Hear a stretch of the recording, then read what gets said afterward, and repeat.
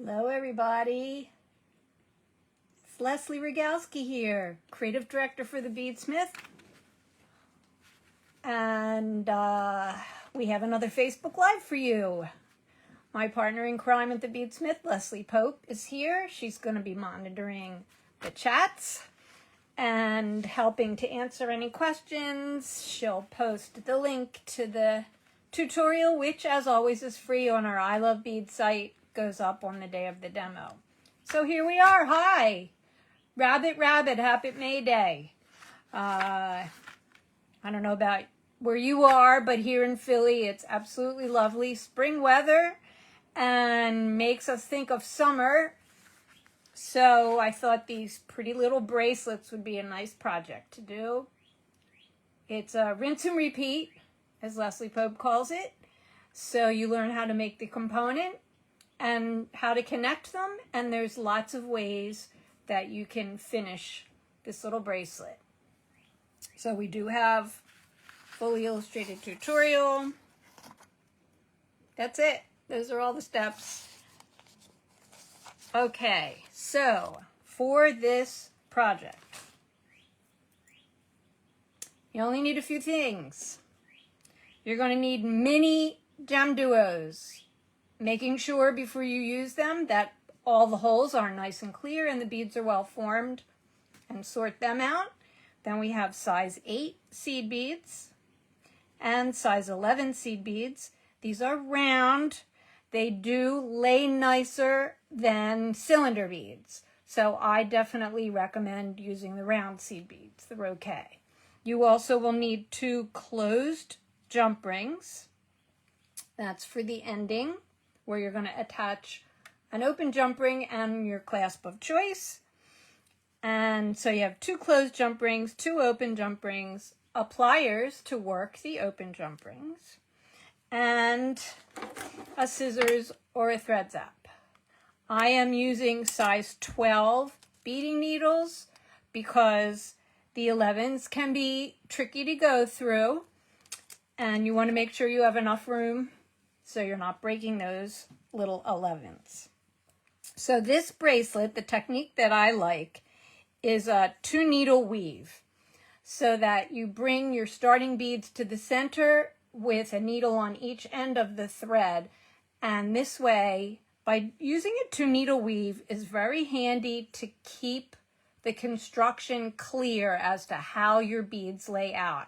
I'm going to work for this demo on my mat, so you can see how I make sure that I am paying attention to which hole of the mini gem duo I'm going through and which direction my threads are crossing.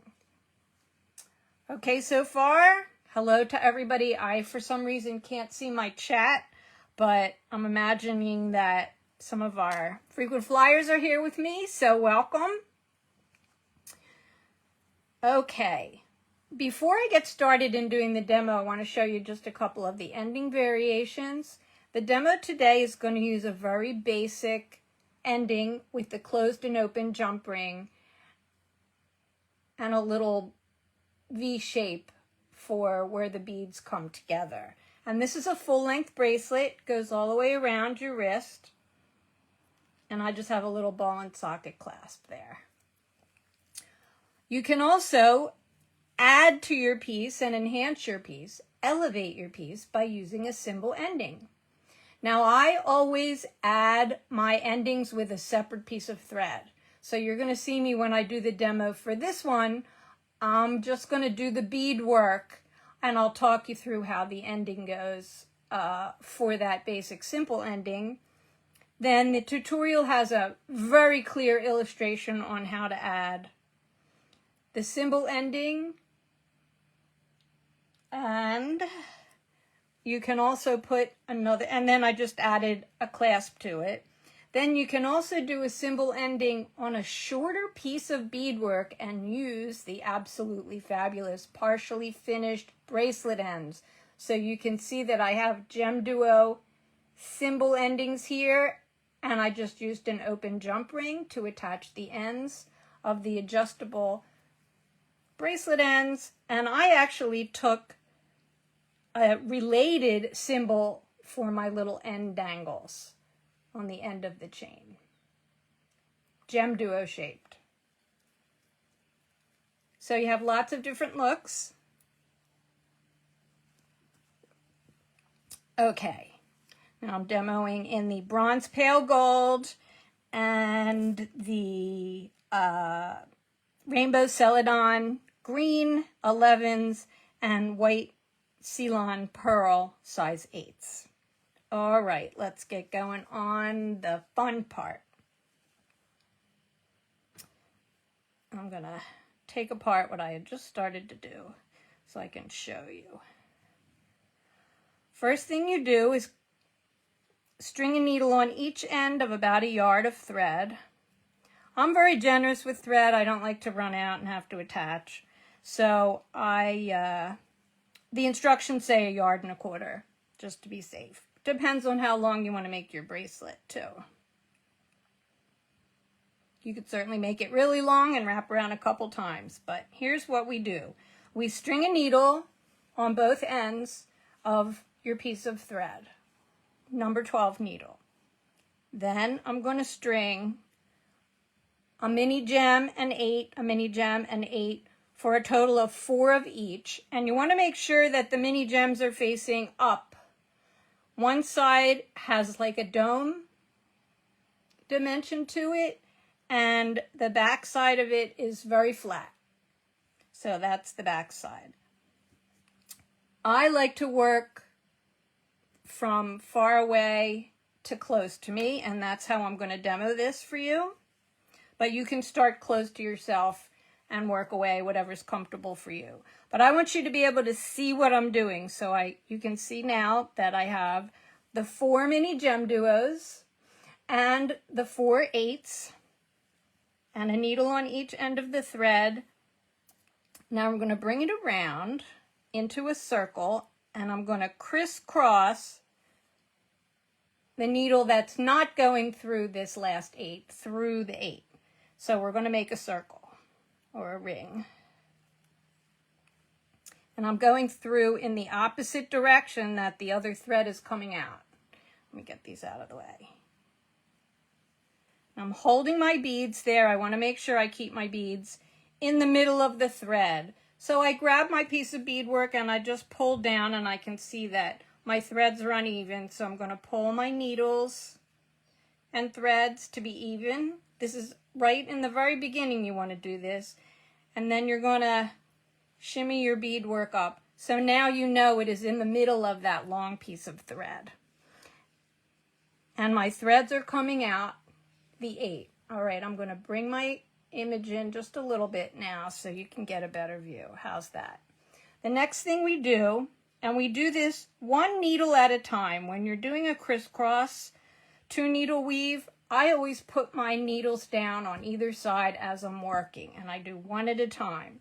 So I have the needle that's in my right hand coming out of that size 8, and I'm going to come back through that inner already stitched hole of the mini gem duo and pull it that way. And I'm going to do the same thing with the other thread, which is coming out pointing this way, and I'm going to come up through the stitched hole of the mini gem next to it on the other side. So this is a very symmetrical bracelet.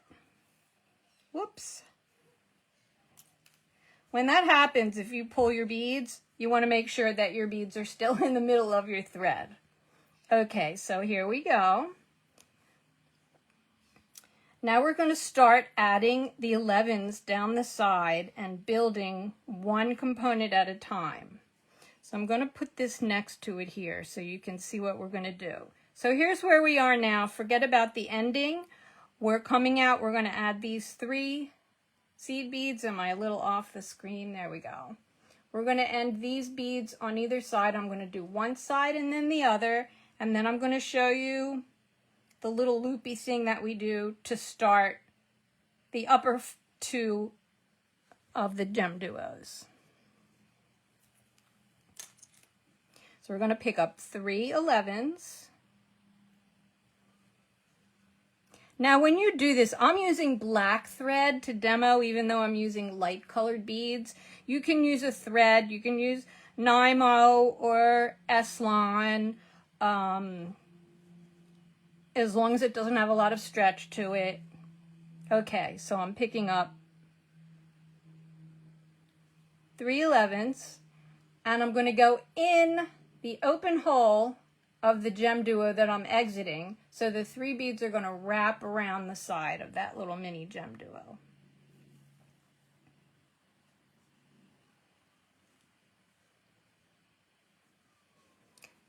Like that. And then I'm going to put my needle down and pick up my other needle, and I'm going to do the same thing on this side, picking up 3 of these beautiful matte frosted Celadon 11s, and I'm going to sew in through the open hole of that other mini gem duo, so we have that going on. And you're going to want to keep adjusting this to pull the beadwork snug. Until you get going, they're going to start to loosen up. All right, now the next part is going to be these upper 2 beads are going to fit in here. And we're going to need to get them attached so we can go in and put those 4/8 in the middle. So I am going to pick up 1/11. This is my right thread now. It doesn't matter which one you go for first. I'm going back and forth. All right, and if this is pointing in, then we're going to go through the outside. Now it's going to seem a little wiggly, but once you get going, you'll see the logic of it. So I'm sewing 11 and 11 in between like that. And I'm going to do the same thing to the other side.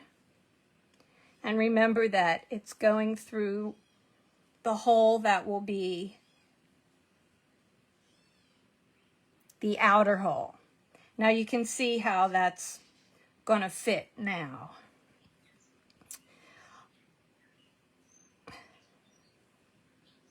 Okay, we're going to add the 3. The only place you don't add the 3 around the outside of the mini gem duo is at the ends, because that's where you're going to put your clasp. But the rest of the bracelet is going to have those 3 11s going down the sides of each of the mini gem duos. So with the one side, I'm going to go in the open hole.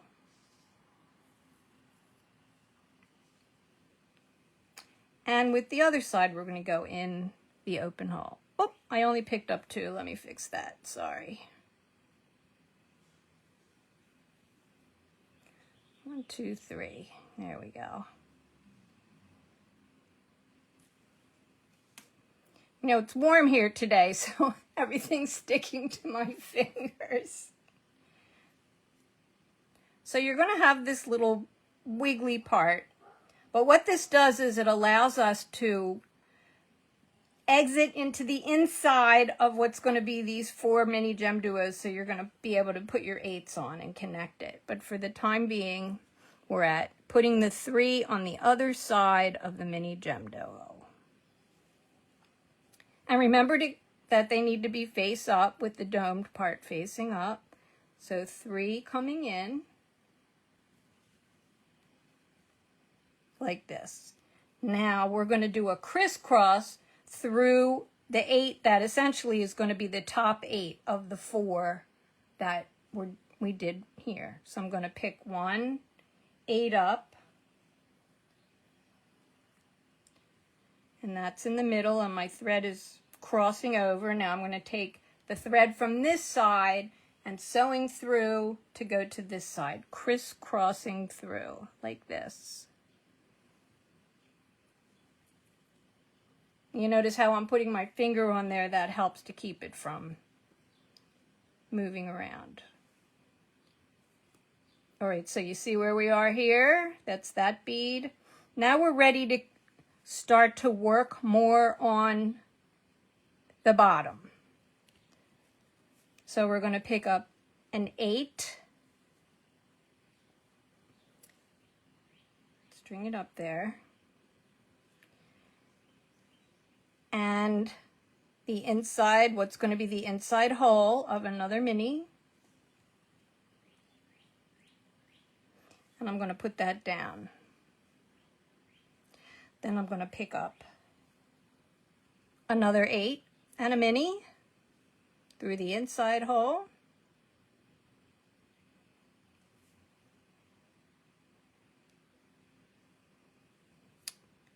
All right, see where we are. Now you can see that we have the bottom 8 that we need to crisscross through. So I'm going to string that on one, and it does not matter which side you do in which order as long as you do both to make it symmetrical. So this is like an ambi-handed kind of a project. So I'm taking this thread now and I'm going to crisscross through this 8. That's going to be the bottom.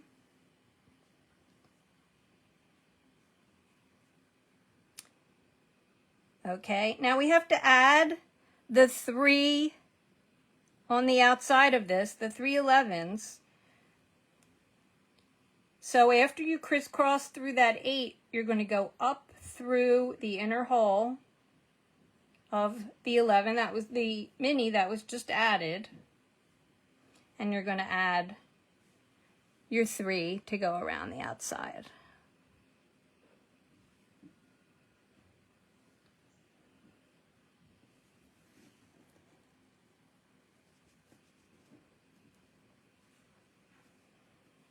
Alrighty, and we're going to do the same thing here. We're going to go out the inner stitched hole. One of the things that laying your needle down helps you to do is to keep from getting the threads too tangled. So we've gone through the other inner hole of that mini, and we're going to pick up the 3 beads, the 11s, that go around the outside. And go in the bottom hole. Get in there.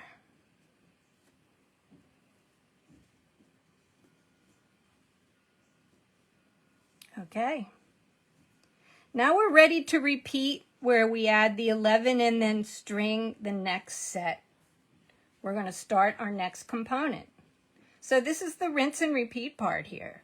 I'm going to pick up an 11. That's like this one. I'm going to pick up with the hole facing out. You're going to go through that other mini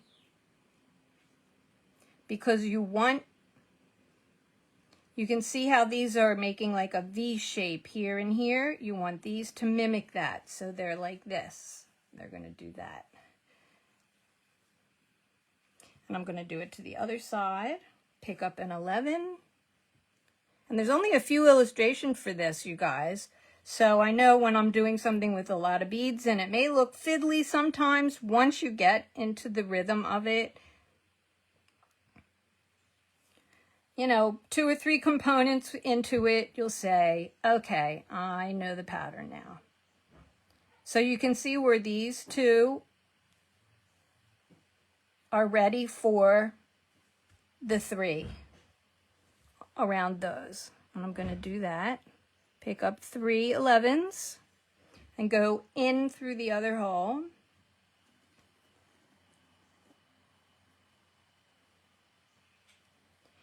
And then I have my other thread.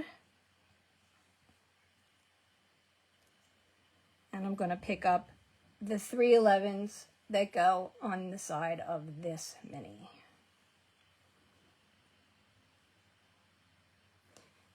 It's tricky to do it, for me to do it and keep my fingers away to show you how to do it, but keeping your beads on the table when you first get started until you recognize the pattern is really, really helpful in determining where you are and how the gem duos are supposed to sit, because you want them to be face up. right? Now we're ready to start the inside 8s again. So we're going to crisscross. I'm going to pick up an 8 on one thread, and the thread's going through this way. So now I'm going to pick up my needle and thread on the other side, and I'm going to crisscross back through that in the opposite direction that I just showed you.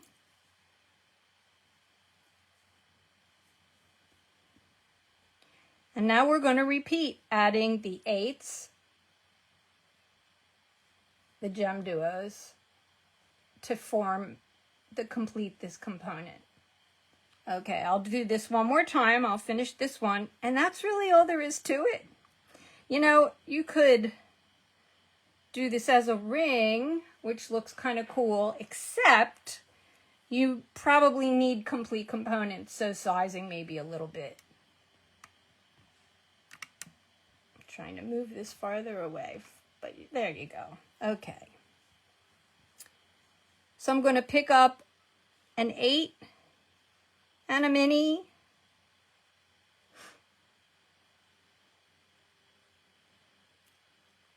Through the hole that's going to be on the pointing in.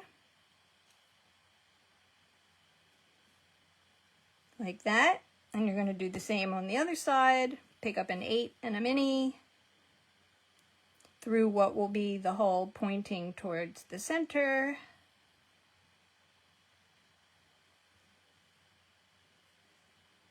Right? Now you're going to do the crisscross through the last one. So you have 1, 2, like this. See that crisscrossing through there? Got it? You with me so far?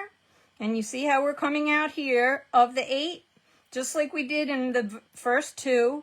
Now you're going to come in and go back up through the stitched hole, string your 3/11s, and bring them around and come back in the other hole of the mini. So I'll finish this one part.